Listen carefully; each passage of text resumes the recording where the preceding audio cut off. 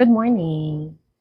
So today, let's watch a short clip na reels na ginawa from Pokwang. So maganda siya. I think napanood yun na din siya, but let's watch this. So, pagod ka na. Oo. Mayaman ka na ba? Hindi. Meron ka na bang pambayad ng utang mo? Actually, retouch na lang to ate. Lipstick na lang, palong-palo na to. Diba? Okay. So, anong sabi niya? Pagod ka na? Pagod ka na ba daw? Sabi ng friend niya. So, pagod ka na. May pambayad ka na ba ng utang? So, hindi lang to applicable, no? Sa may utang. Applicable din to sa may pambayad ka ba ng bills? May pang-sustain ka ba ng bills? May pambayad ka ba ng food na for the entire sahod and then for the next month, diba? Masusustain mo ba with your savings right now kung may savings ka up until ilang months na wala kang work. Pag pagod ka na sa work mo, ayaw mo na. Okay? So, let's discuss that kasi I want to share something with you which I tawag dito, recently lang, may nakausap ako isang empleyado which I worked with like 5 years ago. So, we're together in one department 5 years ago. And then, after 5 years, nagkita kami ulit sa isang event. So, if you remember, there was a video of mine or pictures of mine which I attended an event. It's the Limitless Party from CNX. So, nagkita kami doon. So, he was looking at me kasi hindi daw siya sure kung kilala niya ako. Kasi that was 5 years ago. Although magka-department kami, but we're working from home now. So, definitely hindi na masyadong nagkikita. And then, sabi niya sa akin, tinitignan kita kasi feeling ko talaga kilala kita. Sabi ko, natatandaan nga kita eh. Ikaw, di mo ko natatandaan. Tapos, di nagkwentuhan na ako, nagkwentuhan. So, syempre, napagkwentuhan na yung buhay niya ngayon kasi ngayon lang kami nakita ulit eh. So, kinanta niya sa akin na, na meron na siyang dalawang businesses pala. Kasi dalawa na. So, dalawa ang nirarun yung business.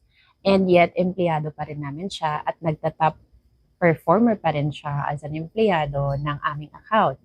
So sabi ko, so why are you still here? Ba't nandito ka pa? 'Di ba? Kasi kung ako may business ako, I would focus to that. Hindi na ako magiging empleyado. Ang saya ko siguro kung may business na ako. Wala kasi akong business. Sawa ko may business, ba't ako wala? So, sabi niya sa akin, ay naku, boss. Sabi niya, sayang yung income. Pangalawa po, yung health card. Which is true. Kasi pag nagbayad ka ng sarili mong health card, for coverage for the entire year, no, expensive siya.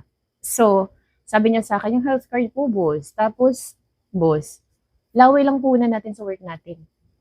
Magkukalls ka lang ng 8 hours.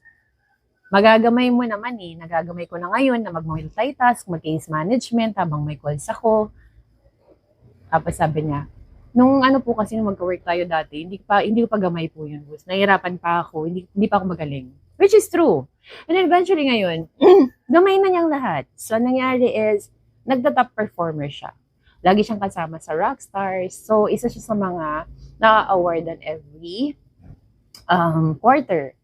So, from there, you would see, and sobrang makikita mo yung ng tao no, na, what's in it for me? Being ang empleyado. Siya nga may dalawa na siyang business, no, pero hindi pa siya nagre-resign. Pero tayo, wala tayo ibang work. Feeling natin, I want to quit, I don't want to do this anymore, and stuff like that.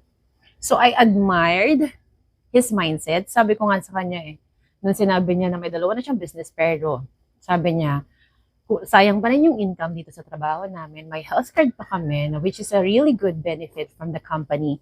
And then, laway lang yung puhunan sa work natin. Makikipag-usap ka lang for 8 hours. Sabi ko sa kanya, sana all.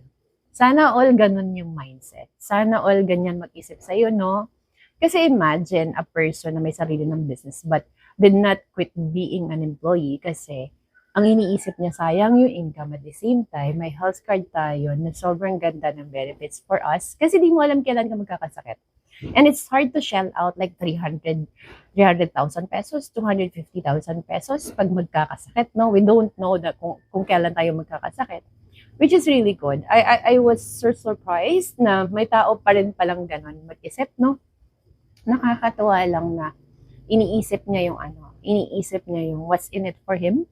What are the good things that he's seeing while employed with the company. So sana ganun din tayo, no? Let's think about what's in it for us.